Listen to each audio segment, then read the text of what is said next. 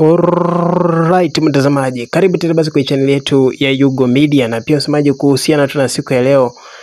Basi ni siku njema zaidi kwa kusherekea huyu mwigizaji ambaye basi sasa hivi amezaidi kuingiza miaka 80, wengine basi wakisema kwamba miaka 79, ila basi leo hii ni birthday yake Bolo Yean. Wengi basi wanamfahamu zaidi Bolo Yean.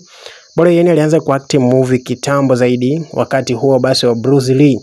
Utamkumbuka kwamba Bolo Yean zaidi alikuwa katika basi mambo haya ya movie, na utaona kwamba ni watu ambao zaidi wameweza kuwa katika ulingo wa tasnia hizi za uigizaji kwa muda mrefu zaidi. Sasa hivi ni birthday yake basi Bolo Yean. Wengi basi wakiweza kusema kwamba yuko na miaka 80, wengine basi wanasema kwamba miaka 79.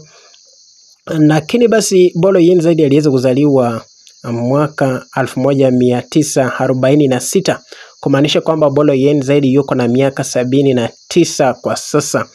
Na wengi basi wakiweza kuzungumzia kwamba miaka 80, tunaona kwamba wengi basi wanamsongesha mbele, lakini kulingana tu na jinsi ambavyo historia anasema kwamba yuko na miaka 80, wengi basi wakisema kwamba mwaka 1945, kumaanisha kwamba miaka 80.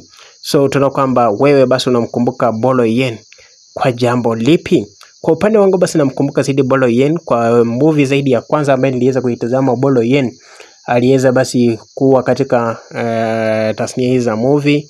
So movie yangu pia ya kwanza ili kuitazama, niliweza kutazama movie yake Bolo Yean.